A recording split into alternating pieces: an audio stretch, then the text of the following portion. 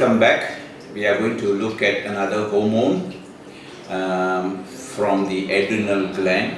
This hormone is cortisol. So we are going to look at it from the general health perspective as well as what it does to our immune system. This is important to understand for us to prevent getting into trouble with epidemics and pandemics. Now, cortisol is a very abundant hormone and a very interesting hormone because it actually determines the physique, the mood, the behavior, the energy of a person very strikingly.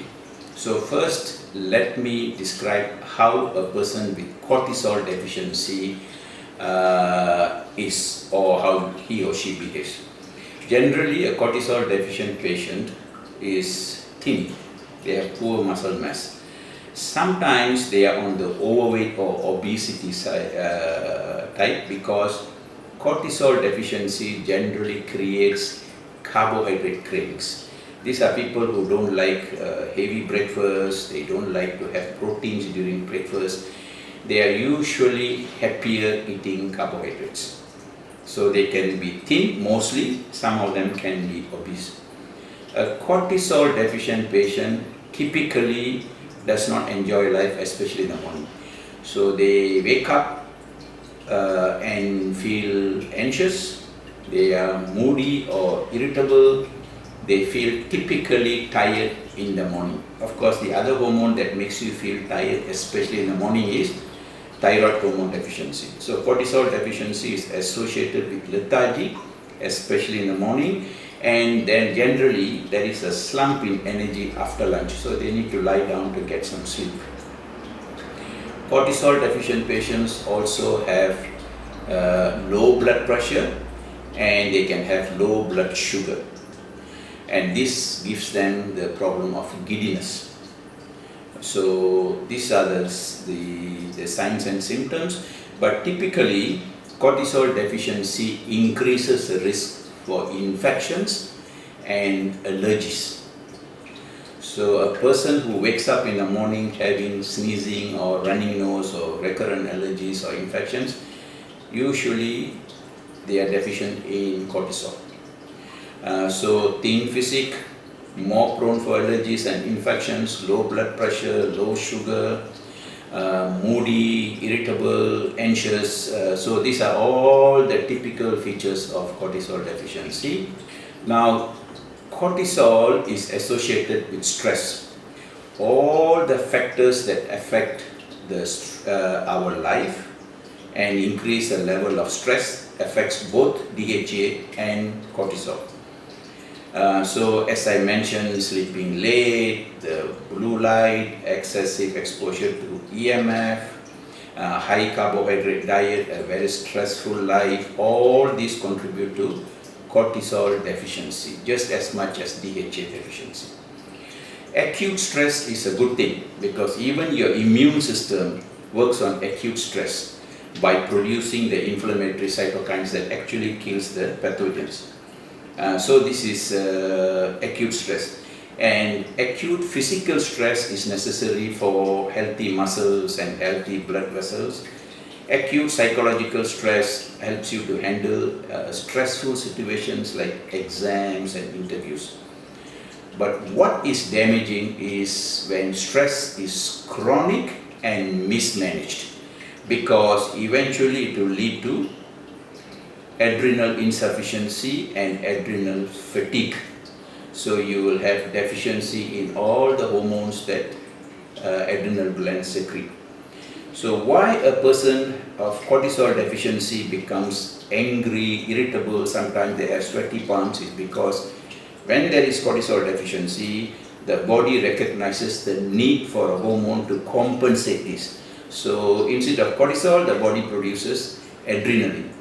This is the fight or flight hormone that increases your heart rate and you sweat, you become angry and aggressive. So this is cortisol deficiency and symptoms of adrenaline excess as a compensation. So acute stress is okay, provided it's managed well.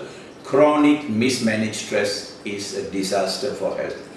And this disaster on health can affect our immune system. Now, the beauty of cortisol is that it helps vitamin C to get into your cells.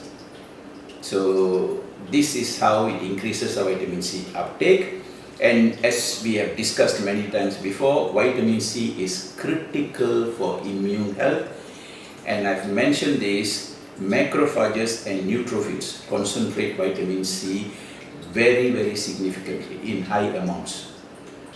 Another function of cortisol is that it helps to take sugar into the cells.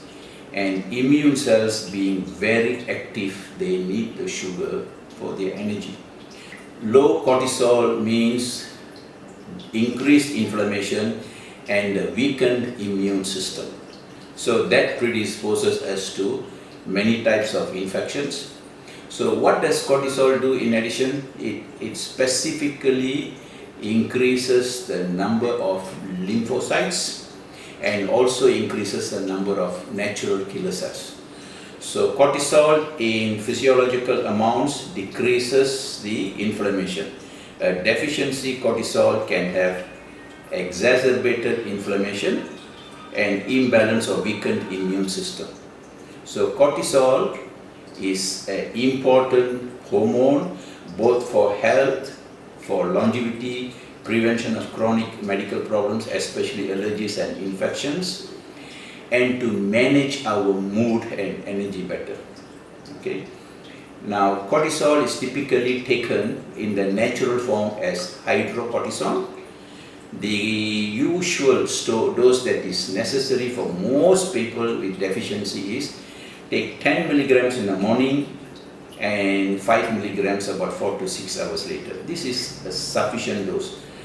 You will have to increase the dose and the frequency together with vitamin C during an episodes of illnesses or sepsis. Unfortunately, most often the type of replacement that is given is not the natural form of hydrocortisone. It is the synthetic cortisol that is known as prednisolone. Now, prednisolone just does the opposite of cortisol. It is about 5 times more potent than cortisol, but it suppresses your immune system. So in acute situations where a lot of anti-inflammation is necessary, maybe prednisolone for a short period of time, but when given for prolonged period of time, it increases the risk of infections because it suppresses immune system. It increases obesity, increases the risk of diabetes, it causes osteoporosis and fractures, and there are many complications of prednisolone. So you should avoid prednisolone if at all possible, and if you are deficient in cortisol, hydrocortisone will do a lot of good for all of us. So this is another hormone that you need to look at for both health and to have strong immune system. Thank you for watching.